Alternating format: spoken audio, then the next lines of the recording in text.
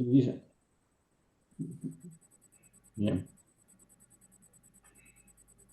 Buenas tardes, José Miguel Villarroya. ¿Qué Buenas tal? Muy buenas tardes. tardes. Muy buenas Bien, tardes, un José placer. Miguel, Un placer. igualmente, José Manuel Villarroya es un profesor universitario y periodista. Y precisamente vamos a empezar con un pequeños datos biográficos, aunque en la web luego se pondrá más extenso. Es de Barcelona, 1966 es su año de nacimiento y estudió historia en la Universidad de Barcelona y luego amplió estudio, podríamos decir, en la Universidad de Berlín, Libre de Berlín, cuando existía todavía la RDA, 3 años antes de 1990, ¿no? Que cuando desaparece, que sería en 1987. Allí con esos años coincide con Felipe, que se encuentra aquí también con nosotros, Felipe Jiménez. Hola, Felipe. Hola, buenas En tardes. esos años Felipe estaba también allí en Berlín. Seguro que a lo mejor os encontraréis por los pasillos de la Universidad Humboldt, pero no os conocíais. José Miguel como profesor y él estaba como becario, ¿no, Felipe? No, yo no Estaba... estaba, yo estaba de trabajador, de Ah, obrero. O tú sea, estás... Bueno, pero profesor también es un trabajador, ¿no? no, pero Bien. yo no era profesor, yo venía contratado como corrector y traductor de alemán, Ah, español, o sea que lo mío era una cosa muy humilde. sí, bueno, pues Primero estuve en Dresde José y después Miguel en Berlín. tiene profesor de historia, creo que era historia lo que estaba allí, pero también es filósofo, es también teólogo, es periodista, información y no sé si filología que no terminas, no, algunas de filología, pero bueno, también es un políglota. Eh, ¿Qué más podemos decir? Que tiene mucha relevancia en los medios de comunicación, pero que él siempre se ha considerado un miembro más del pueblo y defensor de la clase trabajadora de los trabajadores. Por eso le hemos puesto el título de defensor de los trabajadores y del fútbol y del Real Madrid, del equipo del Real Madrid, aunque también tiene dos libros grandes sobre el fútbol, sobre la historia del fútbol en Alemania, del 45 al 90, donde la diferencia entre el fútbol en la República Federal y en la democrática, ¿no? De distintas maneras, que tiene que ver con el capitalismo, cómo integra el capitalismo al propio fútbol. Y detrás de la imagen de José Miguel se encuentra precisamente el escudo de Real Madrid y creo que Pablo Iglesias, ¿no? Pablo Iglesias, Sí, el fundador del fundador. PSOE, Sí, esto que era marxista, ¿eh? Que era marxista. sí, es un regalo que me hicieron hace años una persona de la UGT, estoy hablando de los años 70, y lo guardo por aprecio a esa persona, ¿no? Una persona Creo que recordamos importante. todo cuando en el Congreso, no sé qué número del PSOE, Felipe González dijo marxismo o yo, y el PSOE Sí, fue decidió allí, no. sí, ahora no recuerdo, creo que fue en el 27,5 que se hizo, o el Sí, 28,5, no sí. recuerdo ahora exactamente cuándo fue que dijo marxismo yo. Y bueno, Mm, la verdad que tampoco hubo nadie que se atreviera a tomar las riendas del mm, PSOE, ¿no? Porque aquella gente mm, que luego montó Izquierda Socialista, pues tampoco tuvo o la fuerza o el interés o la posibilidad de tomar las mm, riendas del PSOE. Pero bueno, ya era un PSOE que ya mm, estaba financiado por la Fundación Friedrich Ebert, que sabemos dónde venía el dinero, mm, evidentemente pues para convertir al PSOE pues en un partido social liberal, como estaban convirtiendo al SPD en Alemania por aquellas fechas, ya en un mm, partido más social liberal. Bueno, mm, ahora ya no es nada, ¿no? Ahora es una amalgama y ya está. Pero mm, bueno, en aquella época pues bueno, son periodos de la historia. mm. Bueno, hay que Sí, decirle a Felipe que allí en la RDA todo el mm, mundo éramos trabajadores, no exacto. había Mm. distinciones de clase por Pero el yo no tema era del... profesor, simplemente, yo No, era... ya, ya, bueno, yo era profesor, pero era, bueno, era lo que se llamaba profesor. Aquí la traducción sería profesor asociado o una cosa así. Luego sí que ya me dieron la titularidad con más tiempo. Lo que pasa es Mm, que estaba en un departamento, no sé si Felipe se acordará, que sabe que digamos que había departamentos universitarios que estaban adscritos a empresas estatales, evidentemente, o bien a determinadas ramas de la administración. Y la parte que yo estaba, porque era parte de la historia militar, pues dependía del National Force Army, es decir, del ejército de la mm. RDA, y por lo tanto los profesores que impartíamos las clases de historia militar, pues teníamos grado militar, honorífico, evidentemente. Yo no, Tu siempre he tesis dicho fue que sobre la Primera Guerra Mundial, ¿no? mi tesis doctoral, que la presenté no en la RDA, sino que la presenté en Barcelona y luego ya Mm, en la Alemania unificada, mucho más mm, adelante, en la Libre de Berlín, porque hay que decir mm, que la mm, Libre de Berlín era la de Berlín Occidental, ¿no? mm, Estaba situada cuando había las dos Alemanias, los mm, dos Berlín. Digamos que la Virgen von Humboldt era la mm, histórica de Berlín, la que se fundó en 1800, ¿no? mm, Y esta quedó en el Berlín Este. Y luego mm, en Berlín Occidental se creó otra universidad que le llamaron la Universidad Libre de Berlín. Y mm, luego yo fui profesor en esa universidad, pero mm, ya en la Alemania unificada y ya a mediados de los mm, años 90 del siglo pasado. Y allí también presenté mi tesis doctoral para poder ser mm. profesor allí. Pues presenté la tesis doctoral porque no sé qué lío había, que no se podía, no.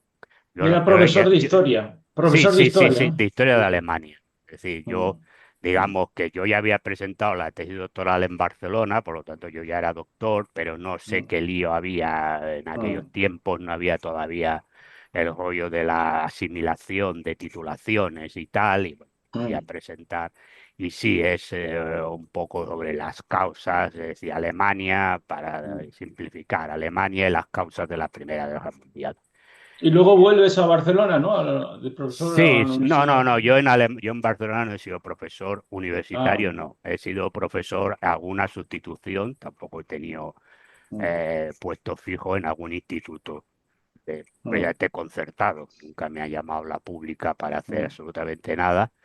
Pero no, no, yo soy periodista deportivo. Lo digo porque como ahora estamos en el lío de los Sí. currículum, no sea que alguien se ponga a investigar y entonces Exacto, diga exacto. que estoy inflando mi currículum. Yo en España no he sido profesor Bueno, creo universitario nunca. que me ha faltado decir el segundo libro de fútbol, que es Cataluña, ¿no?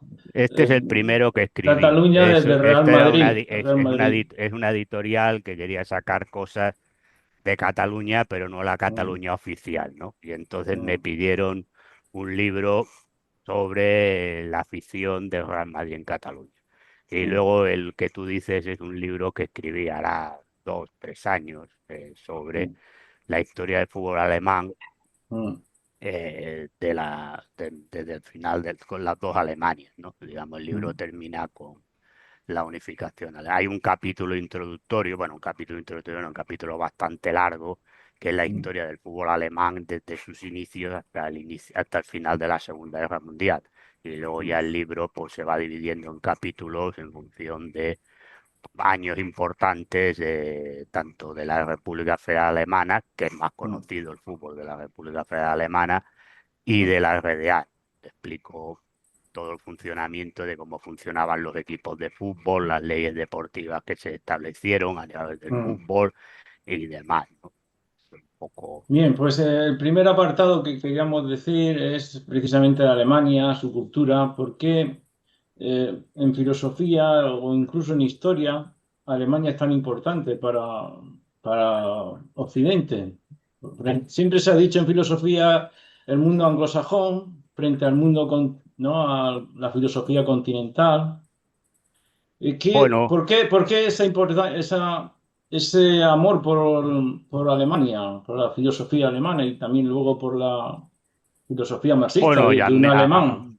bueno, a mí me ha interesado la historia de Alemania del siglo XIX. Yo soy especialista en la Mm, Alemania, bueno, soy especialista en el siglo XIX en general, pero sí es mm, verdad que en Alemania es más particular y más concreto. No te puedo explicar por qué me ha interesado. Son mm, cosas de estas que a veces la vida pues te lleva a estas cosas. Bueno, yo creo que las ideas que surgen en Alemania mm, en ese periodo entre finales del siglo XVIII, principios del XIX, que es todo lo que se llama el romanticismo en general, ¿no? Que es primero a mm, nivel cultural, filosófico, pero que también luego tiene una traslación política, pues tiene un mm, peso muy importante en lo que luego son los desarrollos, ¿no? De muchas ideologías. a nivel mundial, es decir, hay que decir más de alemán, bueno, prusiano, es mm, decir, mm, ellos también, ¿no? Y beben de mm, esa corriente filosófica, ellos son hegelianos, por ejemplo, ¿no? mm, Es decir, que por ahí empiezan con las teorías de Hegel, es decir, beben de la filosofía hegeliana, que luego la superan y la llevan más allá, pero beben ahí. Es decir, yo mm, creo que tiene mucha importancia para entender un poco el pensamiento cultural, político, mm, incluso de hoy en día, ¿no?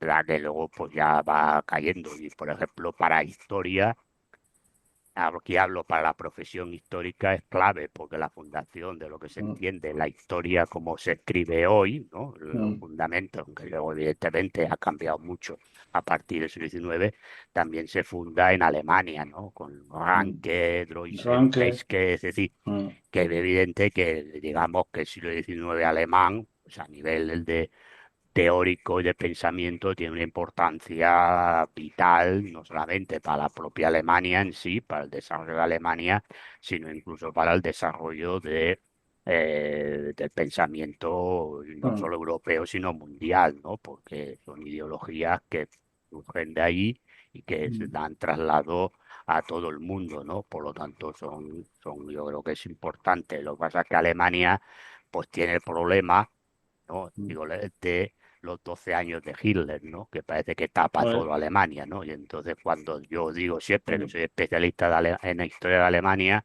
pues ineludiblemente pues me preguntan por Hitler, por tal, ¿no? Y yo digo, bueno, yo no soy especialista en Hitler y en mm, Alemania, afortunadamente para Alemania, pues hay mucha más historia y muchas más cosas que los 12 años de Hitler, ¿no? Y que hay mm, cosas muy importantes también para nosotros, porque aunque queramos o no, es decir, no como aunque no seamos alemanes, pues repito, muchas de las cosas que mm, surgieron a nivel teórico de Alemania, pues han tenido también importancia para también pues, las ideologías y las ideas que tenemos nosotros. De verdad que luego han ido evolucionando y ha habido pues mm, también aportaciones pues, de otros países, de pensadores de otros países, ¿no? Pero digamos que mm, el núcleo generador, ¿no? mm, Eso que decía Rejón, el núcleo irradiador, pues un poco mm. fue ese pensamiento alemán fundamentalmente, ¿no? En esa primera mitad, ¿no? Del siglo XIX. Sí, precisamente Gustavo Bueno, y puede hablar Felipe, habla de la importancia del pensamiento filosófico también en España. Y la historia de Alemania también está unida a la de España, de Carlos V, ¿no? Hoy día San Quintín, que se cumple. Felipe, ¿por qué crees tú que Gustavo Bueno mm, tuvo una base y daba importancia a Marx, por ejemplo, al materialismo? Defender el materialismo frente al idealismo en la historia de la filosofía. Bueno, Gustavo Bueno no podemos decir que sea un filósofo marxista, ¿no? Él Pero conocía el marxismo. lo fue Yo en creo su que no lo fue momento, jamás. Simplemente, ¿no? y además le dio buenos palos, ¿no? En sus obras de los años 70 ya. Él era en el fondo un escolástico con Mm, elementos de la fenomenología, sobre todo. mm, Y bueno, evidentemente él, una de las cosas que más critica es el diamat, ¿no? El materialismo exacto. dialéctico. En los ensayos materialistas, él dice, no, yo voy a criticar al diamat. También dice, cuidado, yo no soy un positivista de estos que dicen que la filosofía debe desaparecer. No, está en otra historia, el señor Gustavo Bueno. Tiene Mm, más bien raíces, si hay que decir, en Christian Wolff, con su ontología trimembre. Y él le mm, reprocha a Hegel y por lo tanto al materialismo histórico o dialéctico mm, que en vez de tres géneros de materialidad lo reduce a dos. Entonces, mm, Gustavo Bueno siempre dice que es más dialéctico tres que dos. O sea, mm, M1, que es lo físico, M2, que es lo psicológico mm, subjetivo, vamos a decirlo así, el fuero interno, mm, y M3, que son las idealidades estas de las que habla Husserl y Platón, por supuesto. mm, Y Gustavo Bueno tiene una originalidad en ese sentido. Bueno, yo lo he dicho eso en lo que he escrito sobre él, ¿no? Yo me precio de ser el único autor español que ha tratado in recto la obra de Bueno en ontología y nosología. No hay nadie que lo haya hecho. No sé, tanto que hablan por ahí de que se interesa muchísimo por Bueno, pero yo no veo nada. En todo caso, hacen unas pequeñas acotaciones, unas puntualizaciones, unas apostillas, pero no abordan el asunto, ¿no? Gustavo Bueno es un materialista, eso está claro, pero no es un materialismo pero defendió, ni mecanicista, diríamos, ni de la escuela corporalista. Bueno, sí, Felipe, pero defendió, creo, Pablo Huerga, por ejemplo, sería de esa opinión, defendió a la Unión Soviética en cuanto... Sí, yo no sé. Bueno, lo hizo. Yo le he visto defender la Unión Soviética. Yo no sé si lo hacía en broma o en serio. Porque no, pero... luego también hizo lo contrario. O sea que... Y incluso sufrió un atentado, ¿no? Le tiraron eso fue pintura. En Oviedo, cuando había una lucha entre los maoístas y los soviéticos. Y entonces, pues a él le lanzaron un cubo de pintura en la cara. Pudo haber perdido la vista. Bueno. Pero... tuvo problemas con esta gente, tuvo problemas con los bablistas. Ya sabemos que quieren que inventar esa lengua inventada, obligar a todo el mundo a hablar esas cosas, español mal hablado, hablando sí. propio y mal. Volveremos a eso, pero vamos a centrarnos... También Felipe, en José Miguel Villarroya, que es nuestro invitado, en Alemania, en la República Democrática Alemana, se seguía el Diamat, la filosofía materialista soviética. ¿No es así? Sí, bueno, como en la Unión Soviética y en todos los países, está sonando en todos los países del bloque soviético, ¿no? Es evidente que se tomaba en consideración pues todo lo que eran las obras de Marx, Engels y de los principales pensadores, Lenin, Stalin, todos los pensadores principales de Marx y lo que se hacía, las obras filosóficas, históricas y demás, pues utilizábamos los preceptos del materialismo histórico, ¿no? Es decir, era el tema. Pero bueno, también había, a ver, también existía un poco de libertad, es decir, cuando tú investigabas, pues tampoco tenías por qué decir cerrarte simplemente en un sistema, ¿no? Podías, utilizaba el sistema, pero había libertad para en estas investigaciones o lo que tú descubrieras, pues que no tenías por qué circunscribirse simple y llanamente a eso. También había también bastante, a ver, yo hablo más por la parte de historia, que es lo que yo conozco, ¿no? Pues también había bastante intercambio, sobre todo pues, con gente de la historia social británica, ¿no? Esta gente de Thomson, Hoffman y demás, pues también se conocían.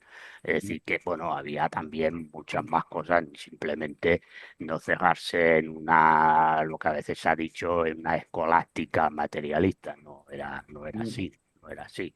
Y en cuanto a cultura, se recogía en la República Democrática Alemana, se recogía toda la cultura alemana, Sí.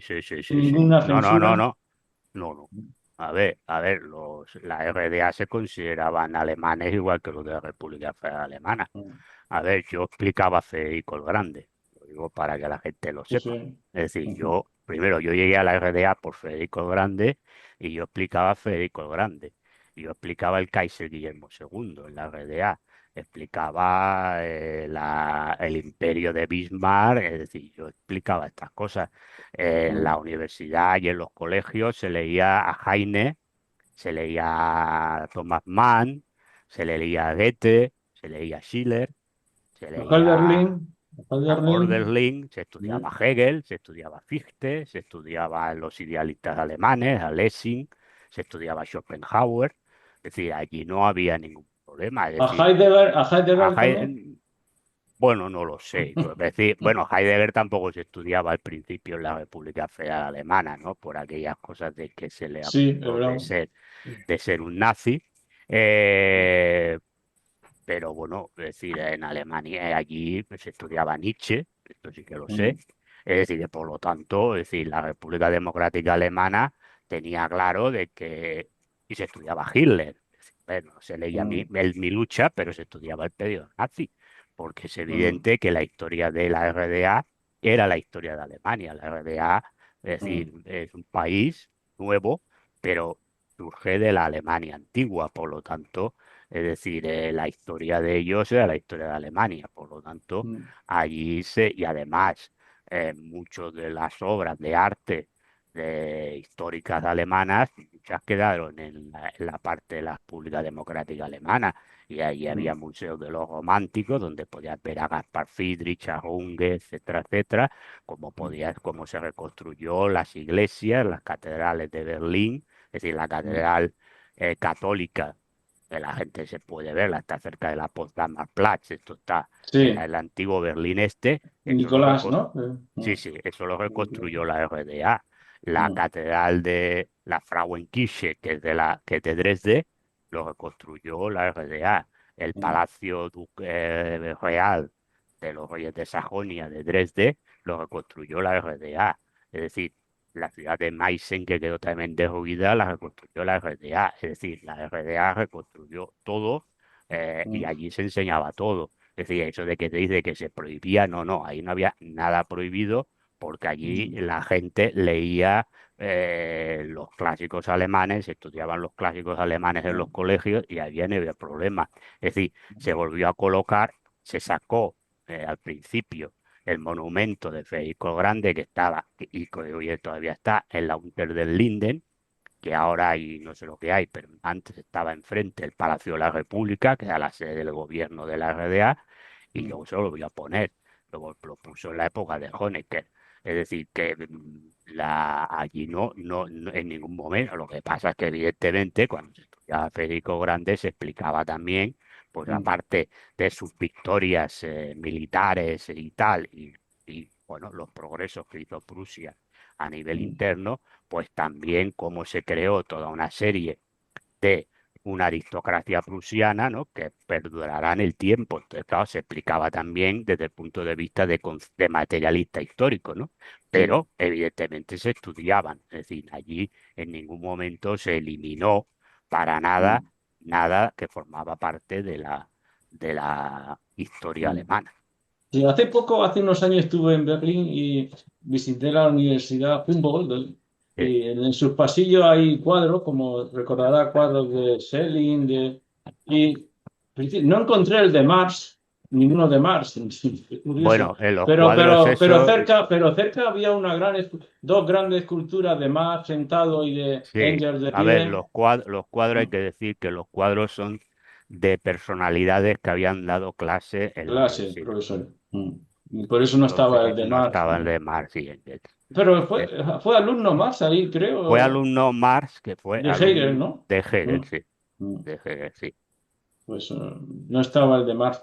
Pero sí estaba la gran escultura de Sí, Marx y sí, sí, sí, sí, y la de de Engels. la de Lenin no, la de Lenin estaba, la habían retirado, la habían puesto, eso fue poco antes de la pandemia, la habían puesto en Bueno, un porque museo. allí sí, Mm, no, allí digamos que en Alemania, una vez la unificación, digamos, lo mm, de Marx y Engels lo han mantenido por el mm, hecho de que son alemanes, ¿no? En mm, cambio, lo que no es estatua de mm, personalidades que no son alemanas, las retiraron todas, ¿no? mm. Pues yo creo que en este momento llegaba una pregunta fundamental que quería que respondiera José Miguel, es sobre la República de Weimar. Tú que eres historiador, la República de Weimar parece ser que tuvo cierta inactividad frente al auge del nazismo, ¿no? Que se pudo haber hecho más para evitar ese auge del nazismo. Y, no sé, y ahora mismo no, en Europa y en el mundo occidental no hay esa repetición y que se podría hacer algo más o cómo hacerlo. Bueno, yo como te digo, no soy especialista en el siglo XX alemán, ¿no? Entonces, es verdad, conozco Mm, la República de Weimar y he leído cosas, pero no soy mm, especialista. Bueno, a ver, a mí las comparaciones históricas no me gustan, a los historiadores nos gustan mm, poco, ¿no? Las comparaciones mm, históricas, porque las épocas son distintas, aunque puedan haber cosas mm, parecidas, las épocas son distintas, ¿no? mm, Bueno, vamos a ver. hay mucho mito acerca del ascenso del partido nazi, ¿no? Es decir, es verdad que Hitler, el partido nazi, gana unas elecciones, pero no puede gobernar. Es decir, gobierna porque hay una coalición con partidos, es decir, para que la gente no se entienda. Es como si Vox gana, que yo no estoy comparando a Vox con el partido nazi, ¿eh? Me parece que son cosas totalmente distintas. Pero bueno, para que la gente nos pueda entender. Como si Vox gana las elecciones, no puede gobernar, y el PP y el PNV y Junts se juntan y crean un gobierno unitario, ¿no? Esto es un poco lo que es.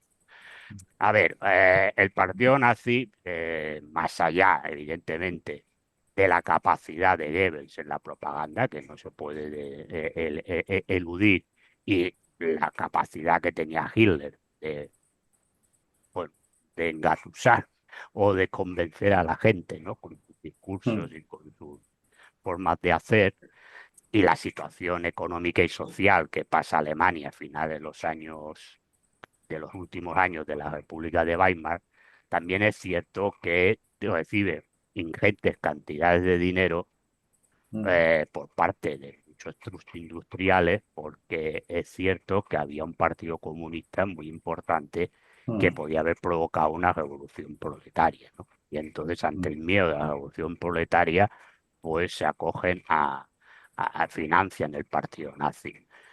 Bueno, porque piensan que luego lo pueden controlar, ¿no? Esto es cada uno, ya digo.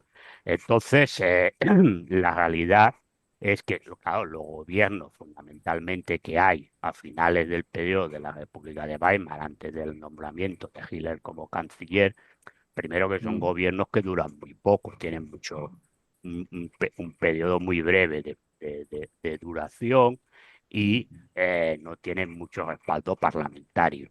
A eso hay que decir de que había un sector conservador dentro de lo que eran las estructuras del Estado de Weimar, policía, el ejército y tal, que no veían con malos ojos, que los consideraban pues una chusma, porque los consideraban una chusma, pero no veían con malos ojos a Hitler y fundamentalmente a las SA, porque eran el batallón de choque contra los batallones obreros del KPD, que era el Partido Comunista, y también del SPD. Tampoco quiero decir que porque el SPD en esos años también combatió contra los nazis, ¿no? Claro, ¿qué ocurre? Que, bueno, una vez está en el poder Hitler, pues Hitler tiene la habilidad, la capacidad de darle la vuelta al calcetín y cogerse todo el poder para él. Pero también es cierto que esos que le apoyaron, me refiero al sector industrial, el ejército y demás, vivieron muy bien con Hitler. Y hay que decir que, por ejemplo, esa parte, entre comillas, revolucionaria, o eso que llamaban la Revolución Parda, ¿no? Que era de Romer y todas las SA, pues en la noche de los cuchillos largos se las cepillan, ¿no?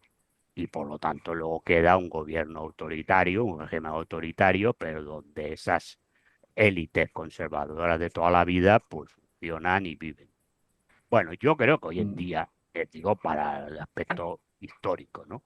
Luego es verdad que el régimen deriva en lo que deriva desde el minuto cero, porque los campos de concentración en Dachau se abren al mismo instante de entrar en el gobierno Hitler, ¿no? Pero me refiero que a día de hoy, hombre, yo creo que por muchos discursos que hagan determinados grupos, Por ejemplo, alternativa por la Alemania, por Alternativa ejemplo. Alemania no es un partido. Sí, a ver, porque la lideresa de Alternativa por Alemania, Hitler la mandaría a un campo de concentración, porque es una señora que es lesbiana, que está en su derecho de serlo, que está casada o juntada con una inmigrante de Indonesia y vive en Suiza. Entonces, claro, es decir, las cosas, es decir, yo es que creo, lo que ocurre es que vivimos en una época de mucha ignorancia, porque el sistema quiere a la gente ignorante. Entonces, todo esto que estamos hablando ahora de los nazis, de los pensamientos, ¿no? Que Felipe nos hablaba de Gustavo Bueno, hablábamos un poco del Dimat, hablamos de esto, la gente no lo sabe. No lo sé. Entonces, claro, ¿qué se queda? Pues nos quedamos con cosas yo digo que vivimos en una época de impactos, ¿no? El impacto de la red social, ¿no? Pues entonces decimos, no, alternativa es el partido nazi. Oiga, bueno, vamos a ver, poco ¿no? Vamos a sentarnos un poco. Es decir, claro, que haya nazis dentro de alternativas, pues seguramente lo sabrá. Yo no voy a entrar. Yo no conozco todos los militantes y simpatizantes y votantes de Alternativa por Alemania. Habrá gente que es nazi, que votará o que militará en Alternativa por Alemania. Pero yo hablo del partido en sí. El partido en sí no es un partido nazi. Ya está. Es decir, que diga cosas de la inmigración, que diga tal. Bueno, pero es que estas cosas de la inmigración hace tiempo las decía la CDU en Alemania o la CSU en Baviera. Porque la CSU en Baviera, que es el partido hermano de la CDU, ahí sí que hay nazis. Ahí sí que hay nazis. Porque la gente debería saber, ¿no?, que la ideología nazi, el fundamento de la ideología nazi, no la crea ni Hitler, ni Goebbels, ni Rosenberg, ni no sé qué. Eso nace de la filosofía Völkisch o de la ideología Völkisch, que precisamente, que es populista, si tradujéramos de populista, que precisamente tiene su cuna en Baviera y que además bebía de obras de pensadores que no son ni siquiera alemanes. Porque en el tema del racismo, la xenofobia que se dice ahora, los dos grandes pensadores no son alemanes. Uno es el barón de Gobineau, que es francés, y el otro es Henry Stuart Chamberlain, que es inglés, que estaba casado con la nieta de Wagner, ¿no? Y que Hitler lo conoce, porque Hitler iba mucho a Bayreuth y era íntimo de la nieta de Wagner. Pero, es que Hitler no inventa nada. El partido nazi no inventa nada. Porque cuando surge el movimiento nazi, es decir, que ni siquiera Hitler formaba parte de él en ese momento, es un partido folkish más en Baviera. Ya está. Es decir, y luego, y que tiene muchas ramas, porque luego hay, por ejemplo, la parte de los hermanos Strasser, que desaparecerán, uno de ellos en la noche de los cuchillos largos y luego otro cuando atentará contra Hitler en el atentado de la Guadira del Lobo del 20 de julio del 44. Estos tenían una visión más socialista en el tema nacional socialista. Estos tenían una visión más socialista e iban más hacia, no desde un punto de vista marxista, evidentemente, pero iban a más, por ejemplo, a los problemas de la clase trabajadora, más que todo el discurso racista y demás. Por lo tanto, claro, es decir, comparar a la Alternativa por Alemania, que es un partido sistémico, porque Alternativa por Alemania, ¿en qué se puede diferenciar de la CDU, por ejemplo? Pues en el tema de la inmigración. Porque el resto de lo que defiende Alternativa por Alemania lo defiende la CDU o lo defiende el SPD. Claro, es decir, es que, claro, luego me vean, bueno, los nazis hicieron lo que hicieron, digamos, holocausto aparte, ¿eh? Vamos a hablar de política, digamos, interna y demás, si atacó a las estructuras capitalistas. No, no, porque ya lo he dicho, si toda la rama, digamos, que pregonaba la revolución parda, pues se la elimina en la noche de los cuchillos. Pero es que, como mínimo, si te miras, que esto se puede mirar, porque esto no lo han destruido, lo que es el programa del partido nazi, verás que hay una parte importante de política social y de crítica al capitalismo. Pero es que Alternativa por Alemania no tiene ninguna. Entonces, claro, es como Marine Le Pen, es como Giorgia Meloni. Claro, que son gente que están en contra de la ideología woke, porque también estoy yo en contra de ella. Y no por eso soy un nazi, ¿no? Claro, es que las cosas son así. Lo que ocurre. Y Vox en España, si Vox es un ganara... partido sistémico. A ver, ¿Vox de dónde sale? Pues del PP. Mm. La mayoría de Vox vienen del PP, claro. Es decir, ¿qué ponen en esencia? Bueno, pues el tema de la inmigración, tema de España, de no sé qué, pero bueno, pero luego son unos sionistas de narices, Mm. miran para, cuando hablamos de Marruecos, miran para otro lado, como hacen todos, y no ponen en cuestión que España siga en la Unión Europea o siga en la OTAN. Ya está. Es decir, no hay ninguna diferencia. Entonces, es decir, claro, lo que ocurre es que, claro, para el relato del otro Mm. lado, viene bien decir que Vox es la ultraderecha. Es decir, cuando a mí me dicen, no, es que hay una internacional ultrafascista, ¿no? Mm. Que pagaban. ¿Eh?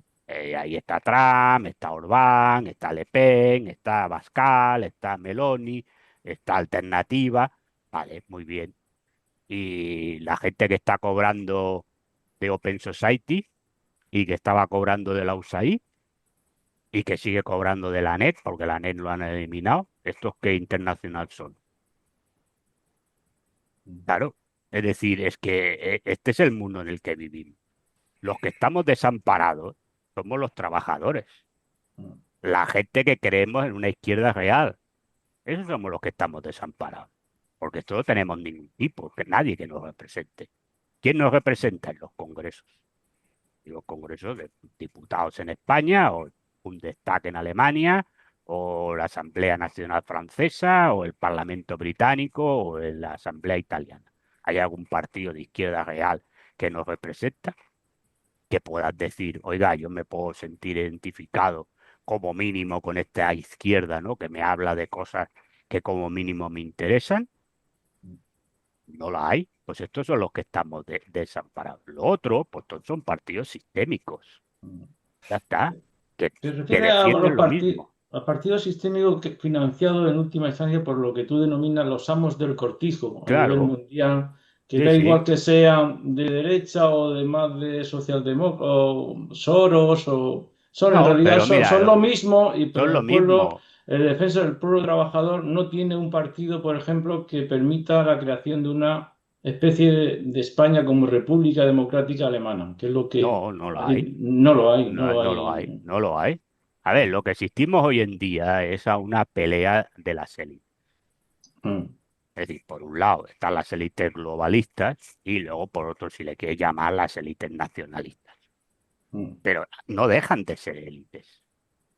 Y por lo tanto, ni una ni la otra están por la destrucción del sistema capitalista. Es cierto que los globalistas sí que quieren transformar el mundo como lo conocemos, pero sin poner en cuestión el sistema capitalista. Mm. Y ahí es verdad que las élites nacionalistas pues quieren conservar, no digo el sistema capitalista, quieren conservar pues a lo mejor pues un mundo, una sociedad, para entendernos, que es un poco pues en la que nosotros, por la edad que veo que tenemos los tres, no estoy diciendo que seamos unas momias de Tutankamón, pero bueno, Casi, pues casi. que tenemos pues una sociedad que hemos visto, ¿no? De unas relaciones sociales, una convivencia en los barrios, etcétera, etcétera. Ya está, esta es la diferencia. Pero Mm. no van a poner en ningún momento en cuestión o en solfa el sistema capitalista, tanto a nivel político, económico como social. Esto es Mm. lo que la gente tiene que tener claro. Es decir, si gana Vox en España unas elecciones, Mm. no nos van a poner a desfilar con el barazo en alto y a cantar el Cara al Sol, como yo tenía que cantar cuando era pequeño alguna vez en el colegio. No lo van a hacer. Que se olvide. Otra cosa es lo que nos quieran contar. Ya está. Y Vox pues hará como Trump. Porque Trump quería echar a no sé cuánta gente de Estados Unidos. Mm. Ya ha echado. Digo que no haya echado a nadie. Pero curiosamente le llaman por teléfono los de señores del McDonald's, del Burger King y los de las plantaciones de Alabama, de algodón, y le dicen, oiga, Mm. que no tenemos trabajadores. Dice, no, estos no. Mm. Y la señora Meloni, que también echó a no sé cuántos, pues también le llamaron por teléfono, ¿no? Y ahora ha regularizado a 400.000 para trabajar en los hoteles ahora y en los bares ahora en la periodo vacacional. Bueno, Sí, pues esta es la realidad. Me parece toda una especie de estrategia para que los trabajadores sean más sumisos, más esclavos Bueno, y porque aguanten salarios claro, peores, dinero claro, en negro, entre peores unos y otros, condiciones. pues nos marean la perdiz. Mm. Te pongo un ejemplo, ¿no? A ver, si hablo mucho, porque veo que Felipe no interviene, si quiere intervenir. Eh, digo, a ver, un ejemplo. Hemos tenido esta semana la comedia de Jumilla, si tienen que rezar los manes o Mm. no, en el polideportivo. Y nos han estado machacando, bla, bla, bla, que si esto el odio, uno es el odio, el otro es que si España, no sé qué, no sé cuánto. Mm. Bueno, pues el viernes Mm. una trabajadora marroquí en Jumilla muere porque se cae de un... ¿Ha Mm. dicho alguien algo? No, Bueno, pues ¿por qué? claro. Porque la realidad es que las condiciones laborales de la clase trabajadora, seamos Mm. de donde seamos, les importa un bledo a unos y a otros. Y todos solo están en Mm. batallitas culturales que lo único que llevan es a la atomización, a la división en colectivos pequeños de la clase trabajadora, que entonces será Mm. mucho más dominable, perdón, y mucho más manipulable. Bien, pero yo hago la pregunta de qué hacer, qué ideología, Bueno, la eso que ideología, hacer es... la ideología Ah, vigente, primero, la ideología es una forma de pensar y de ser, de forma de vida que merezca la pena, o ya creemos que se acabaron las no, ideologías no, o no, las religiones o la bueno, ideología, tú quieres. la religión yo siempre he defendido, como decía Mm. Gramsci, que tiene que ser Mm. una cosa privada y particular de cada uno. Mm. Yo a mí la gente si cree o no cree me da igual. Oye, yo siempre digo, yo estudio teología. Mm. Yo siempre digo, ni los que creen pueden demostrar que Dios existe, ni los que no creen pueden demostrar que Dios no existe. Por lo tanto, ya lo Mm. veremos cuando pasemos al otro lado, si existe la vida eterna o no existe. Punto. Mm. Yo lo que digo, y defiendo, como decía Gramsci, que la gente está en su perfecto derecho de creer o no creer. Ahora, lo que no puede ser es que la religión esté en el espacio público.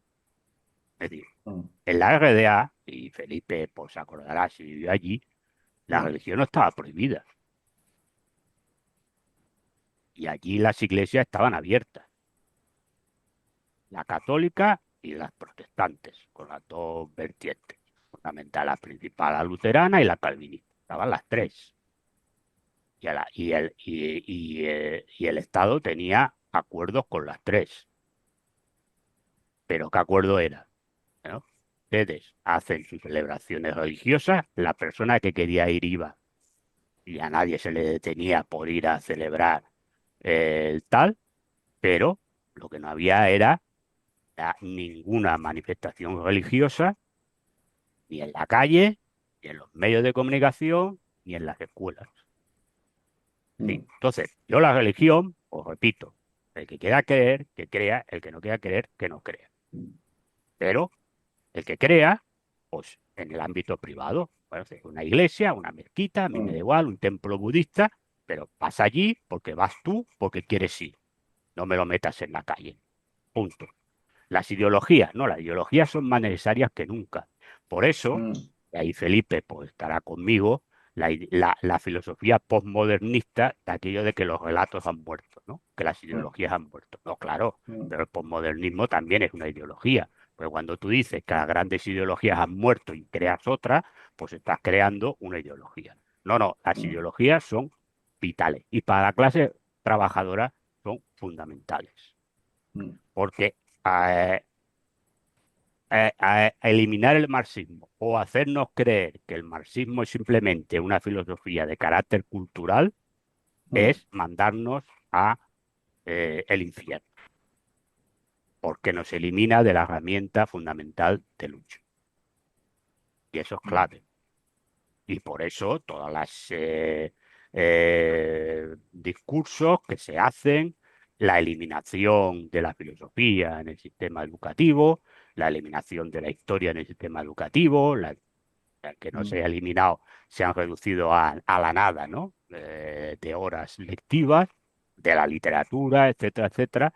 ¿Por qué? Mm. ¿Por qué? Porque todo lo que signifique que la persona pueda pensar y formarse como persona, pues no le interesa al sistema. Por lo tanto, la ideología es básica. Y tenemos un problema. Tú preguntabas qué hacer ahora de Lenin, ¿no? De Lenin. De Lenin, ¿no? Claro, pero yo siempre digo que tenemos un problema mayor que Lenin. Porque Lenin, cuando escribe qué hacer, es verdad que habla sobre una revolución fracasada, que es la de 1905. Dice, bueno, se ha intentado hacer aquí una revolución, ha fracasado, analiza por qué ha fracasado y dice, y ahora, a partir de ahora, hay que hacer esto. Pero claro, habla sobre algo que no ha pasado. A ver si me entendéis. Él habla de construir un mundo que no ha habido una concreción, una experiencia práctica. ¿Qué problema tenemos nosotros ahora?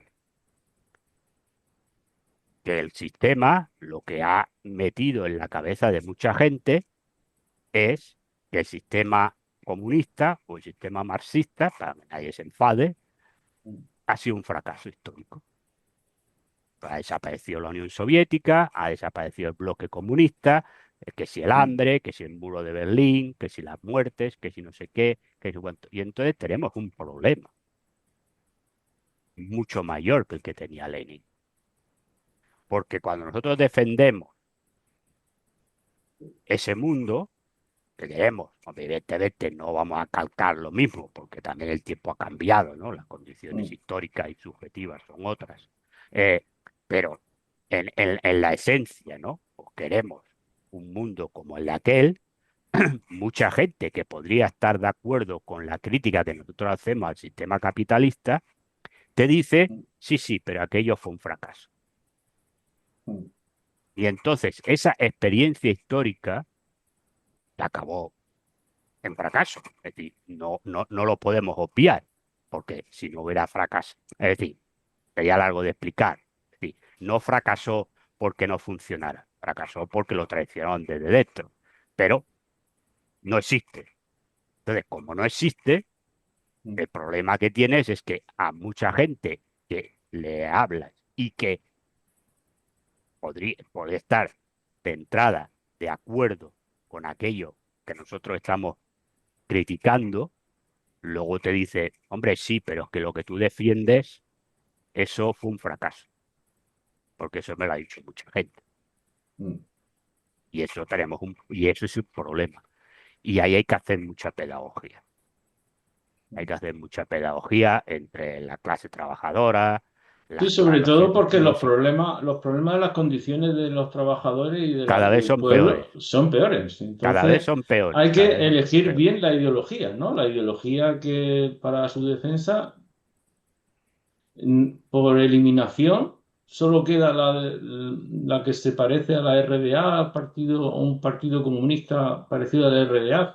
Tenemos Cuba y con el bloqueo, fíjate cómo está, también dicen, o tenemos China, o tenemos la Rusia de Putin, que nacionalista, ¿no? Y contraria Bueno, a los nazis. lo que tenemos ahora son países que, digamos, se enfrentan a lo que podemos llamar el imperio, ¿no? Mm, Que buscan un mundo multipolar, ¿no? Que buscan un mundo donde las decisiones no las tome simplemente una potencia. Ahora, eso eso va a llevar a que las condiciones de la clase trabajadora en el mundo sean otras. Yo tengo mis dudas. Yo tengo mis dudas. Porque el problema no es tanto en que las decisiones a nivel geopolítico las tome única y exclusivamente una potencia a que las tomen varias potencias, ¿no? mm, Entonces, al final, como trabajadores, nosotros vamos a estar mejor porque el mundo sea multipolar.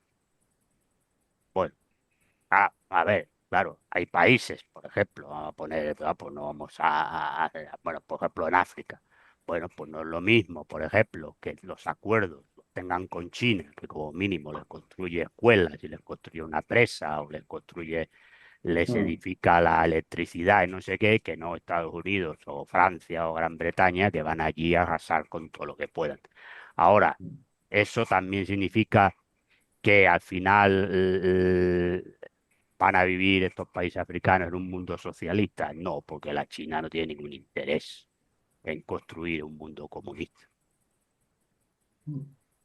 O sea, decir, China no es no, China no sé. A ver, China la política que ha tenido históricamente China, sobre todo una vez desaparece Mao Zedong, no es la de exportar su modelo a otros países.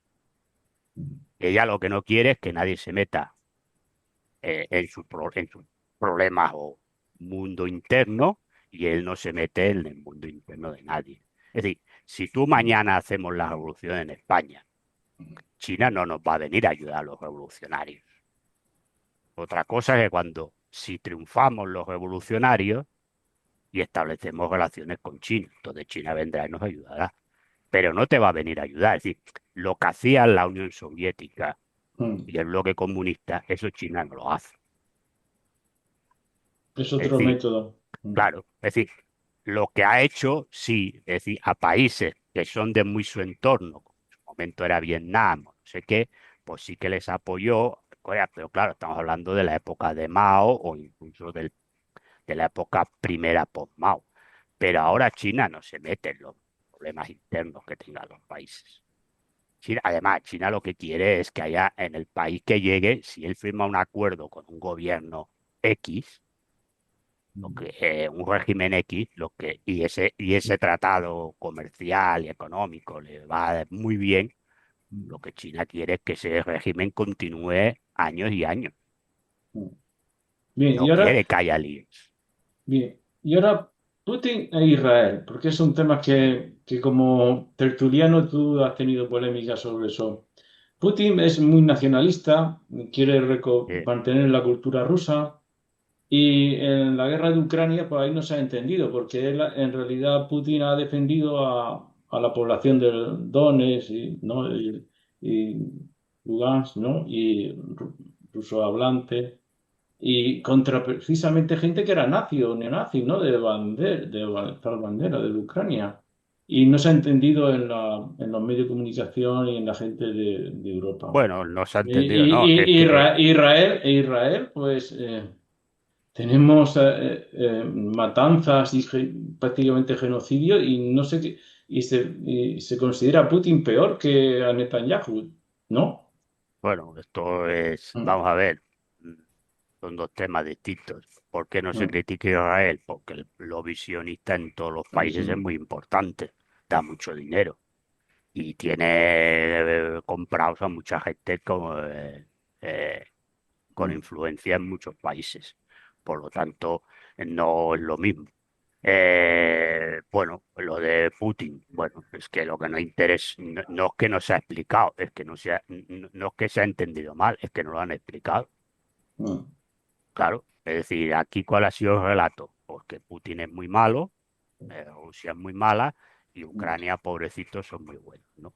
Bueno, es decir, y así llevamos los 3 años y medio de guerra, ¿no? Es decir, explicándonos, pues, comedia. Bueno, a ver, mm, la guerra también ha tenido sus fases, ¿no? Porque si se mm, hubieran puesto de acuerdo, bueno, se pusieron de acuerdo y Gran Bretaña lo tumbó, esos acuerdos de Estambul de abril del año 2021, pues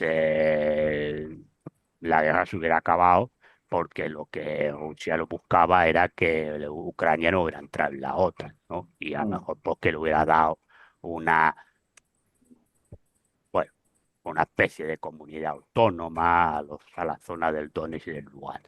Como aquello mm, saltó por los aires y la guerra ha continuado, pues es evidente que los territorios que ocupa ahora Rusia, pues Rusia no los va a poder volver, ¿no?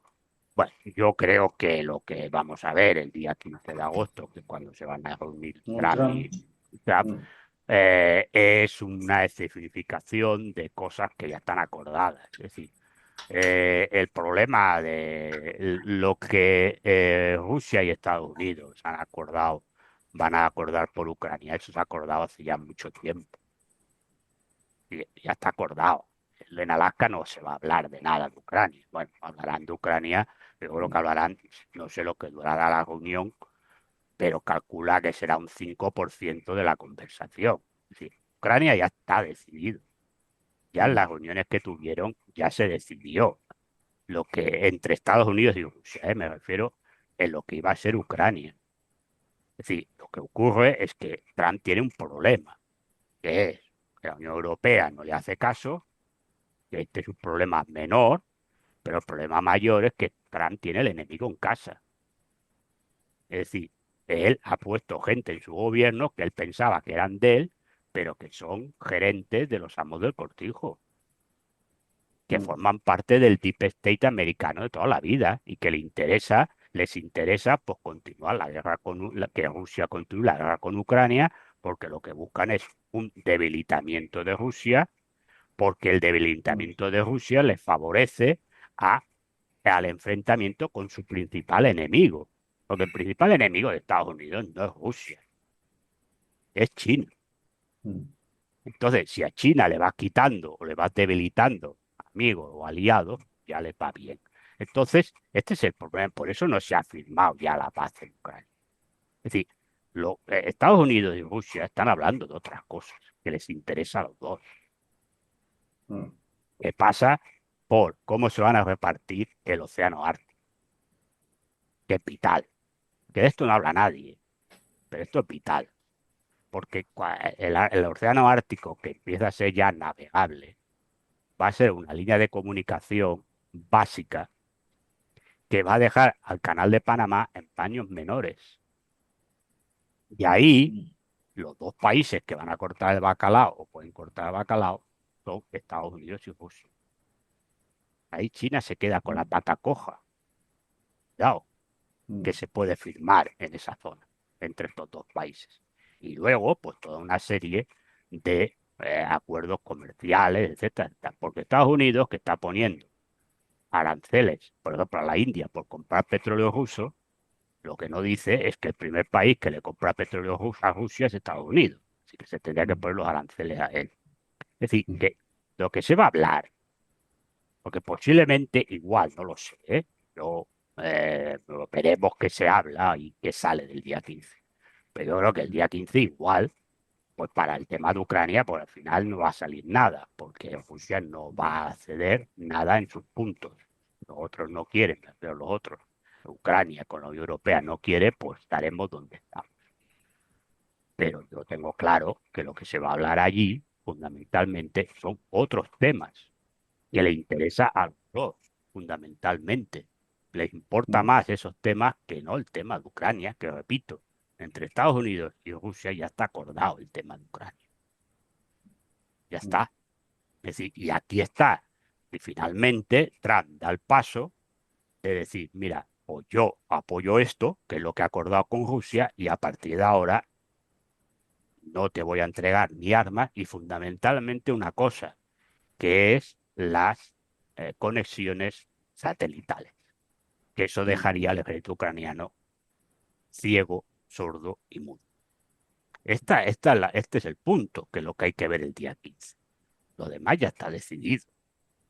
Lo demás está decidido. Ahora, lo que Rusia tiene que vigilar, es que a veces se gana la guerra, pero se pierde la paz. Y ahí tendrá que vigilar qué es lo que firma. Porque la cosa es que tú firmes algo con Trump, pero Trump no va a estar toda la vida.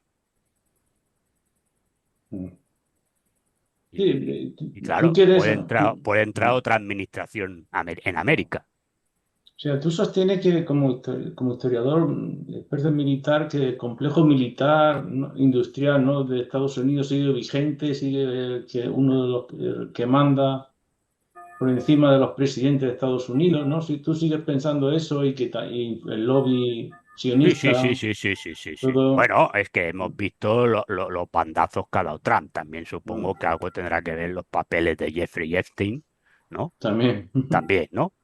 Pero está claro. Es decir, en el tema de Rusia, quizás por ahí sí que se pueda escapar Trump, pero yo tengo claro que en el tema de Israel, más difícil. Lo que ocurre es que sí que es cierto que en Estados Unidos, ya también con Biden, estaban ya bastante hartos de Netanyahu. Lo que pasa es que no lo pueden dejar caer desde el punto de vista de Estados Unidos. pero están bastante hartos, porque Netanyahu les está poniendo en solfa determinadas políticas que quiere hacer Estados Unidos en Oriente Medio. Y ahí, pues, hay problemas. Y ahí, por ejemplo, Estados Unidos no está por la labor, por ahora, ¿no?, de que haya una guerra con Irán. La guerra de los 12 días estas que vimos, esto es una guerra de gila, ¿no? Porque uno tiraba, ahora tira el otro, y era una poca, esto no va a ningún lado. Y además luego la contestación americana estaba pactada con Irán y la contestación de Irán estaba pactada con Estados Unidos, pero eso justificó que se cerrara la guerra, una guerra que no podía ganar ni Israel ni Irán, ¿no? Porque con bombardeos solos no se gana la guerra. Entonces, sí es cierto que le pone muchos aprietos, porque Estados Unidos e Irán tienen un acuerdo eh, en el tema del petróleo, ¿no? Por ejemplo, a Irán tiene una serie de puestos por por la OPEP, ¿no?, que no puede bombear, es decir, producir el petróleo que quiera, porque para que ese dinero no lo utilice para el programa nuclear. Pero con Estados Unidos, y esto ya viene de antes, no viene de Trump ni de Biden, ya viene de antes. Como a Estados Unidos le interesa que haya un precio del petróleo bajo, entonces si falta el petróleo de Irán, entonces los que son los grandes de dentro de la OPEC, que es Arabia Saudí, los Emiratos Árabes, tal, estos fijaban el precio del petróleo. Entonces Irán y Estados Unidos llevaron un acuerdo no pactado, no firmado, pero que existe, por el cual Estados Unidos hacía la vista gorda a la producción petrolífera iraní y gasística. Y entonces eso significaba que había más petróleo en el mercado y el precio del petróleo pues se mantenía. Si os acordáis, ya hace varios meses, cuando atacó por primera vez Irán a Israel a Irán, Israel quería destruir pozos petrolíferos. Y Biden, que en ese momento estaba Biden, le dijo que eso ni hablar. Y ahora eh, se lo ha dicho Trump. Sí, yo entiendo que esto son cosas que no se saben, ¿no? Porque no salen en Sí, casi ningún sitio. Y entonces a veces hay gente que hace estos análisis geopolíticos un poco como si estuviéramos en la época de la Guerra Fría. El bueno y el malo. Estos son los míos, pues son buenos. Estos son los de estos son los malos. Y hoy vivimos en una época donde está difuminado todo, ¿no? Como decía que Felipe, no sé si lo conocerá, supongo que sí, este filósofo, Zygmunt Bauman, vivimos, ¿no?, en tiempos líquidos, ¿no? sí, Entonces, bueno, las cosas no son blanco y negro, ¿no? Y entonces, pues hay muchos intereses. Claro, dices, con el tema de Israel, ¿no? Si yo te pregunto, ¿cuál es el país que tiene que el año 2024 y que sigue teniendo hasta 30 de julio, 31 de julio de 2025 mayor volumen comercial con Israel? ¿Qué país es? Yo sé que me vas a decir Estados Unidos. Y yo te digo que no. El país que más relaciones comerciales tuvo en el año 2024 y hasta el 31 de julio de 2025 con Israel, y además a distancia sideral con el segundo, que el segundo es Estados Unidos, es China. o sea que China podría obligar a Netanyahu a Sí, ¿y qué ha parar. hecho China? Más allá de decir que le parece muy mal, pues también lo ha dicho Trump, que le parece muy mal que los niños se mueran de hambre. ¿Qué ha hecho China? Nada. Y no va a hacer nada. Eso no Está, encaja con los ideales de la ya, ideología bueno, no comunista. encaja, no encaja. Bueno, y Putin recibió a Netanyahu el otro día, o hablaron por teléfono, pero hablaron por Siria, no por el tema de Gaza, Claro, hablaron por Siria. pues sí. ¿Por qué? Porque Rusia, especialmente a manos de algunos de los oligarcas que están en el círculo cercano de Putin, tienen pingües negocios, especialmente en temas de negocios de seguridad y de ciberseguridad, con Israel. Israel mm, no le ha puesto ninguna sanción a Rusia. mm. De todas las sanciones que se le han puesto por la invasión, no sé qué, pues uno podría pensar que Israel, ¿no? Que es el aliado histórico de Estados Unidos y de la Unión Europea, pues le pondría sanciones. Israel no le ha puesto ni una sanción a Rusia. Mm.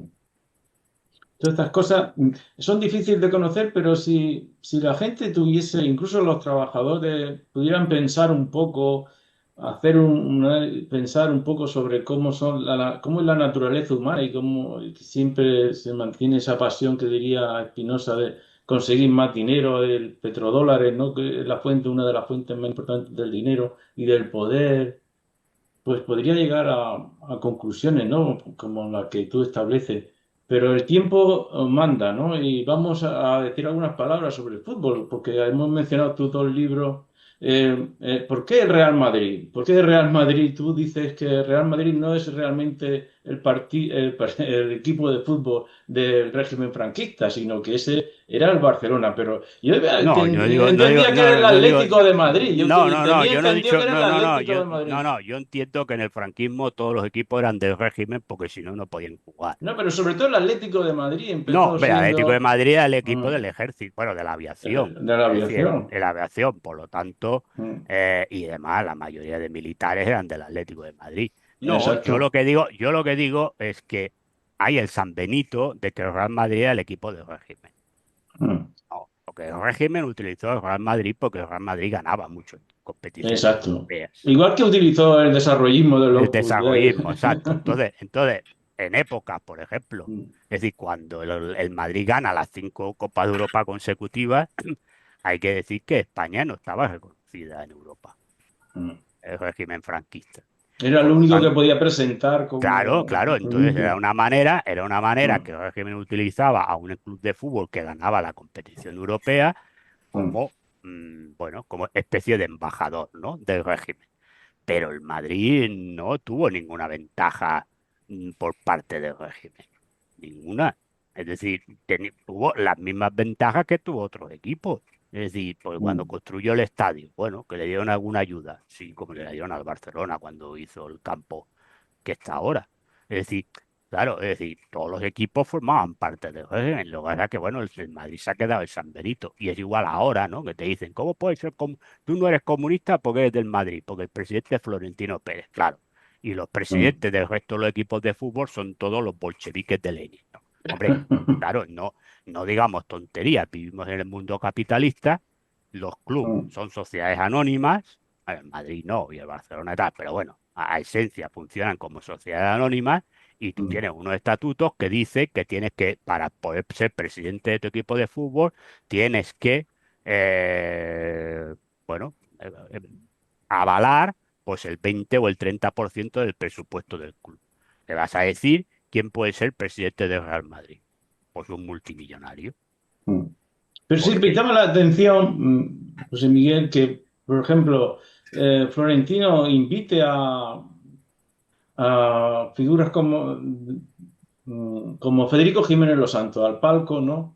Y que te pueda invitar a ti algún día y que sí, yo he coincidáis. estado en el palco de Bernabéu, yo he estado, yo Pero conozco has a coincidido con, Florentino. Con Federico Jiménez Los No, a Santos. Federico hace No. muchos años que no lo veo. Yo lo conocí aquí en No. Barcelona cuando él era ¿Cuándo? comunista. Maoísta. Era más comunista Era que tú. maoísta, era Más comunista que estaba más tú. como sí, yo entonces era un revisionista para él. Exacto. Eh, eh, no, es decir, no, yo hace mucho a Federico, hace mucho que no lo veo. No, a ver, si yo parto, yo lo que te digo es que la afiliación que tú tengas a un equipo de fútbol es algo pasional, Exacto. no tiene nada que ver, porque si tú analizas, pues dirías, no es que soy del Madrid, es que no sería de ningún equipo de fútbol, Mm. porque todos los equipos de fútbol, hoy que vivimos en un mundo capitalista, forman parte de la estructura capitalista. Y Precisamente un amigo ya está. ha estado hablando, no ha podido conectarse, pero quería, ha estado hablando conmigo y él es de Sevilla, es muy sevillano. Y con los 5 años su padre lo llevaba a ver partido de fútbol de Sevilla. Y siempre hay un pique, como sabe, con el Real Madrid. porque le han robado muchos partidos, porque le han pitado penalti que no eran penalti, así gana el Madrid, viene Ya, de ya, ya, ahí. ya, ya. Y todas esas cosas las tenemos que cambiar o eso no es verdad No, o... pero mira, yo siempre digo, el ocio es parte, Mm. es un derecho revolucionario de la clase trabajadora. No sé, eso estamos de Y el acuerdo. fútbol, a ver, el fútbol hoy en día es un negocio, no nos engañemos. Yo no Sí, sí, engaño a nadie. total. Pero tiene su parte todavía mínima, Mm, cada vez menos, porque por desgracia cada vez menos, pues de esa mm, parte, si tú quieres, romántica, de ocio, de la gente mm, que tiene unos sentimientos, de que se pega un viaje a mejor mm, lejano para ver un partido de un partido de fútbol de su equipo, que se mm, emociona cuando ese equipo gana. Bueno, yo creo que esas cosas pues también forman parte de la cultura de la clase trabajadora.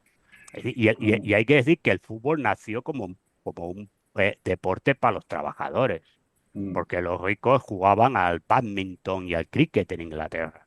Eso Y es. el fútbol al principio era el deporte de los mineros, ¿no? De los Mm, empleados de la factoría. Es decir, yo creo que hay que tenerlo, ¿no?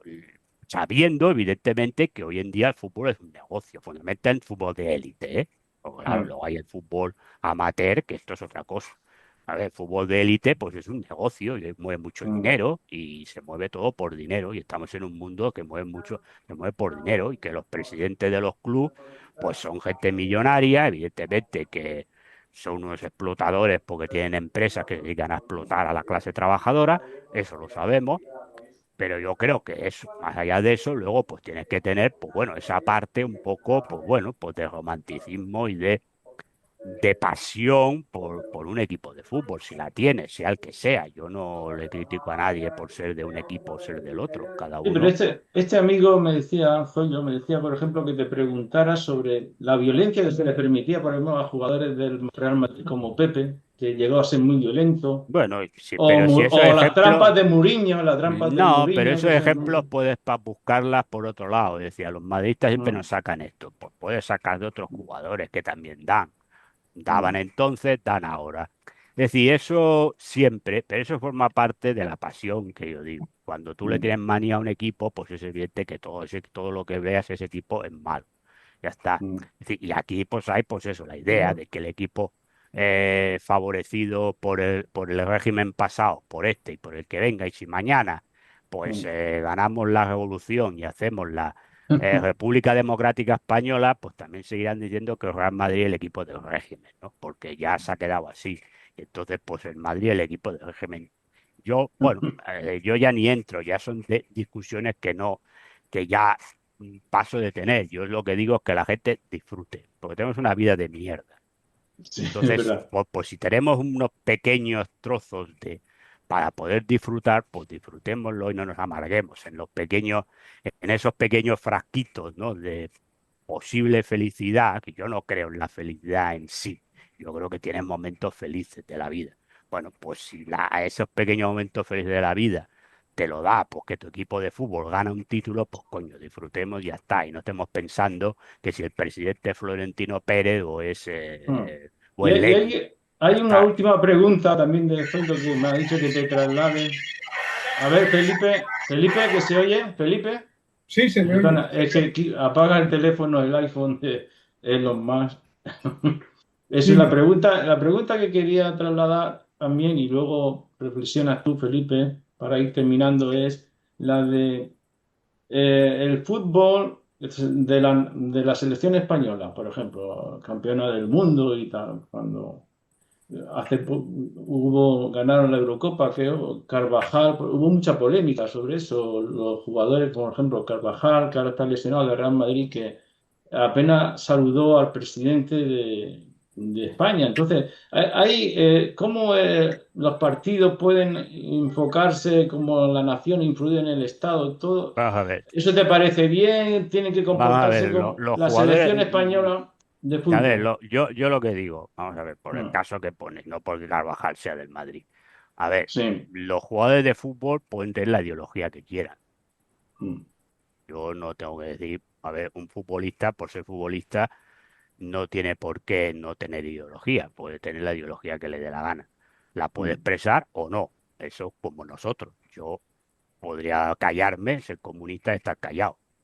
No tengo obligación de ir por los sitios diciendo que soy comunista, lo hago porque creo que se tiene que hacer, pero podría decir, pues oiga, yo no tengo por qué ir sacando por ahí que soy comunista, ya está, o debo decirlo, pero luego pues ya está. Es decir, por lo tanto el futbolista no tiene, si habla y dice, hace una declaración política, pues está en su perfecto derecho a hacerla o de no hacerla. Yo ahí ni entro ni salgo. Lo de la selección que tú dices de Carvajal, me parece mal. Me parece mal porque tú ahí tú no te estás representando a ti. Está la nación por medio. Tú estás representando a España. Porque tú vas a ver al presidente del gobierno porque eres jugador de la selección española que ha ganado la Eurocopa. Entonces, hay una serie de cosas que yo entiendo que son de representación institucional. Otra cosa es que a ti te lleven a ver a Netanyahu. Exacto, sí. Y entonces tú digas, mire, yo ahí no voy. Porque yo no le voy a dar la mano a un genocida. Pero Pedro Sánchez te podrá caer mal, bien, o regular, o no te puede caer nada. Pero no ha matado a nadie.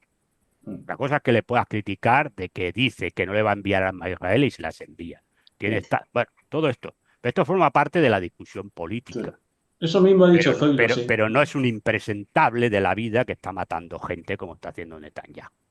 Entonces, y digo Pedro Sánchez como si fuera sido Feijóo, no estoy aquí porque estoy defendiendo yo a Pedro Sánchez. Entonces, si tú vas como capitán de la selección española, tú estás representando a todos los españoles, a los que no votaron a Pedro Sánchez y a algunos les cae Pedro Sánchez con una patada en los huevos y con perdón, pero también a aquellos que han votado a Pedro Sánchez. O a aquellos que no votando a Pedro Sánchez sí que les parece bien que Pedro Sánchez sea presidente del gobierno. Entonces, si yo no te digo que le des un abrazo, ni digo que el apretón de mano dure 10 minutos o un minuto. Pero sea correcto, vas correcto, le das la mano, te vas y se acabó. Porque yo creo que hay cosas que forman parte de la representación. Y si no, no vayas. Y si no, no vayas. ¿No? Entonces, es decir, yo creo que hay cosas. Luego que el señor Carvajal, pues parece, por lo que él dice, pues es cercano a Vox, pues ese es su problema. Está en su perfecto derecho a hacerlo. Yo ahí ni entro, yo le criticaré porque creo que hay que criticar algunas patochadas o charlotadas que dice Vox, pero está en su derecho a hacerlo. Yo no entro ni salgo. Como habrá jugadores pues que serán de socialistas o serán de Podemos o serán de no sé qué. Esto cada uno está perfectamente libre de ser de la idea que quiera ser. Muy bien, pues Felipe, has estado escuchando, ¿no? Sí, claro. ¿Alguna reflexión que quiera? ¿Más coincide en todo o haría alguna matización, por ejemplo, en lo de Dios? Porque Gustavo Bueno insistía mucho en eso, en que no había que creer en Dios así, aunque también fue evolucionando Él también, demuestra ¿no? que la existencia de Dios es imposible. Es imposible. O sea, es una especie de argumento ontológico a la inversa de la no existencia de Dios, porque la idea de Dios es absurda y por tanto es imposible.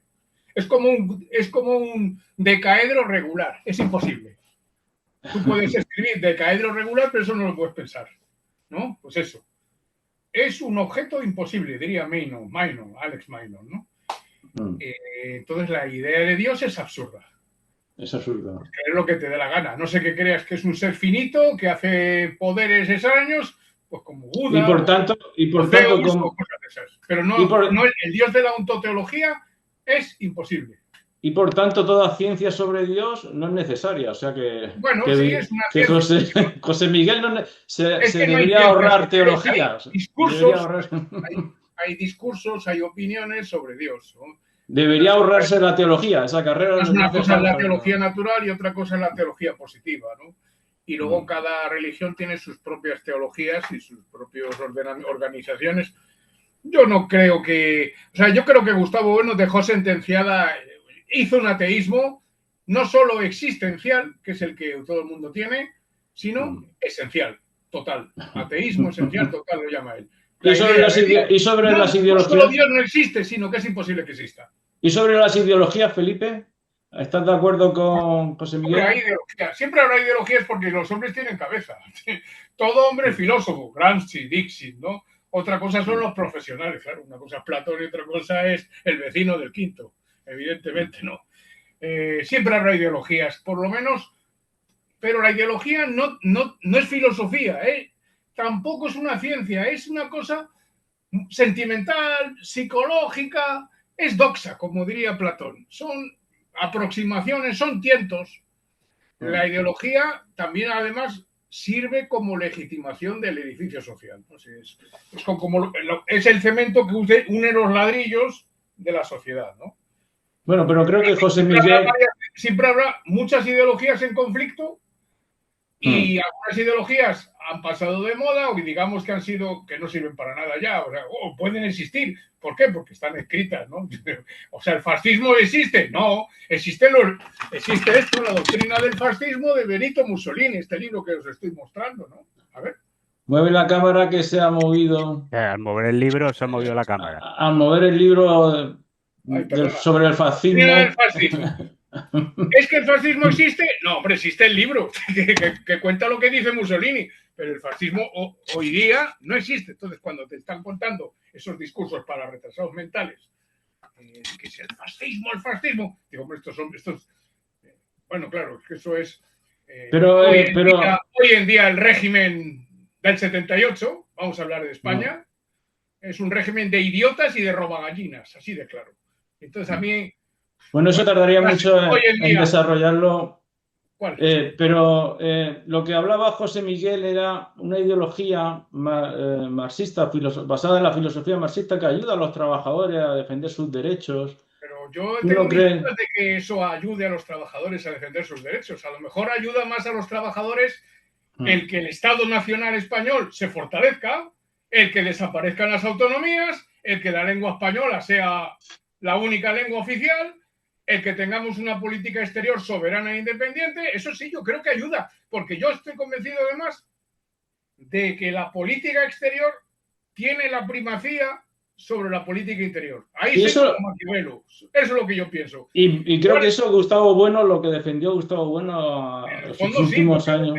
Desde que escribe España frente a Europa, ahí es cuando dicen, no, es que Gustavo Bueno se ha hecho de derecha. Y decía, ¿y qué? ¿Y qué si lo fuera? Decía. Bueno, es que me he vuelto de derecha. ¿Y qué? Como si fuera un monstruo. Por eso. Bien, José Miguel, ¿qué tienes que decirnos sobre esto? Y ya con esto terminamos y damos la gracia. Pero es que eso también es ideología. ¿Cuál? A ver, yo puedo coincidir, es decir, pero yo creo que el problema, a ver,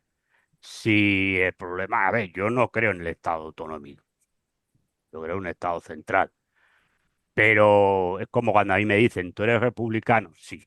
Pero a mí, para que sea una república como la francesa, donde el sistema capitalista sigue imperante, pues me da igual estar en una república que en una monarquía. Porque yo lo que defiendo es la destrucción del sistema capitalista. Y entonces le pondremos república porque evidentemente en el mundo comunista no va a haber monarquías. Pero, a ver, entonces a mí, claro, que digamos, vamos a suprimir el Estado autonómico, pero que el Estado autonómico lo puede suprimir mañana, si quieren, los que están en el Congreso de Diputados ahora. Ah, por supuesto. Claro, entonces, si quieren salir de la Unión Europea, pueden salir los que están ahora en el Congreso de los Diputados. Es decir, el problema no es ese. El problema que yo defiendo es que la liberación de la clase trabajadora no va a venir porque salgamos de la Unión Europea. Pero es una solución. No, la solución es la misma, porque el problema que tiene la clase trabajadora es que vive explotado por un sistema capitalista donde una minoría gobierna sobre la mayoría. Entonces, es decir, ese es el problema. Es decir, que lo que te viene ahora son una serie de políticas impuestas por Bruselas, sí. Pero tú piensas que los que mandan, y cuando yo hablo de los que mandan, no me refiero a los 4 gerentes que están en el Congreso de los Diputados. Me refiero a los que mandan de verdad. Lo que digamos lo amos del cortijo. ¿Van a hacer una política distinta de cara a la clase trabajadora porque estemos en la Unión Europea o porque dejemos de estar en la Unión Europea? No. Porque mientras tú mantengas dentro de un país las estructuras, la estructura económica, la infraestructura, la base económica, la estructura política y la superestructura ideológica y jurídica del capitalismo, la clase trabajadora vivirá explotada. Por lo tanto, es decir, lo otro, lo que tú dices, bueno, yo estoy de acuerdo, que puede mejorar, pero eso es como la socialdemocracia.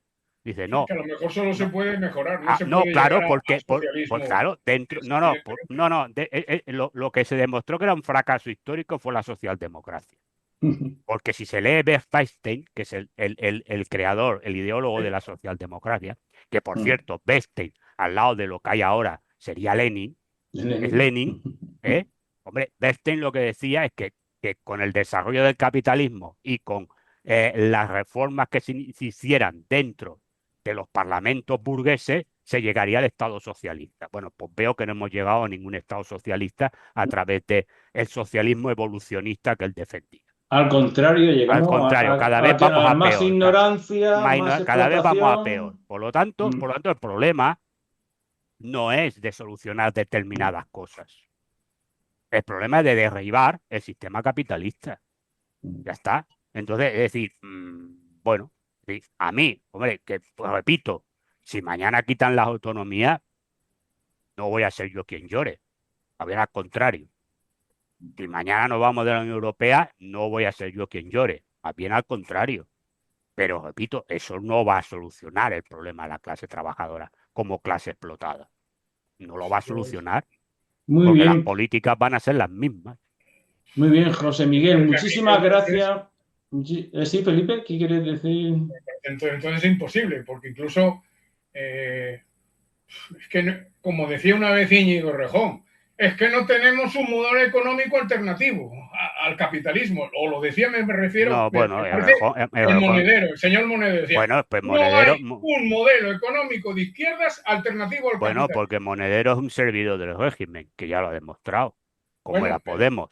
Entonces ya está. ¿será Es decir, porque entonces? Podemos nació para lo que nació, para fortalecer el régimen del 78 y eliminar cualquier posibilidad de una izquierda, no digo revolucionaria, pero de una izquierda que fuese de izquierda. Bueno, pues No, ya está. Ya está. todavía existe el PC y yo Bueno, no le sí, veo claro, que... el PC, si el PC es comunista, yo soy cardenal de la curia romana. Bueno, Y evidentemente... como creo que yo no soy cardenal de la curia romana, pues entiendo que el PC no es comunista. El PC dejó de ser bastante comunista ya con Carrillo y el eurocomunismo. Que los males del comunismo, pero esto sería mejor para otro día, ya empiezan también con todo el rollo del eurocomunismo. Porque el eurocomunismo no es otra cosa que socialdemocracia disfrazada dentro de los partidos comunistas. Y no hay ningún partido comunista que te guste a ti, porque tú no perteneces a ninguno. No, yo no milito en ninguno ahora. Y ya está. Es decir, esta es la realidad. Bien, yo creo que muchísimas gracias, José Miguel. Hablaremos en otros encuentros y creo que responde lo que hemos hablado al título que le he puesto al principio, Defensa del pueblo trabajador y fútbol, que creo que son dos temas que hemos tratado, aunque no con el tiempo bueno, el que a lo tiempo, mejor ya nos sabes, gustaría, pero es muy ya limitado. sabes, Pero no hemos pasado de la hora, ¿eh? ya sabes que el Darle a tiempo... detener, voy a darle a detener y Bueno, muchísimas espera que gracias. me despida Ah, antes de sí, que sí, sí, pare. claro. Bueno, me despido, un placer conocerte, Antonio, y a Felipe también. Sí. Espero que nos veamos otra vez y un saludo Claro a toda que la sí, gente, claro. a toda la gente que vea Que lo el vea programa. el programa. Muchísimas gracias y claro que sí, tendremos ocasión de vernos de nuevo, estamos en contacto y lo detengo y no os vayáis, seguimos hablando.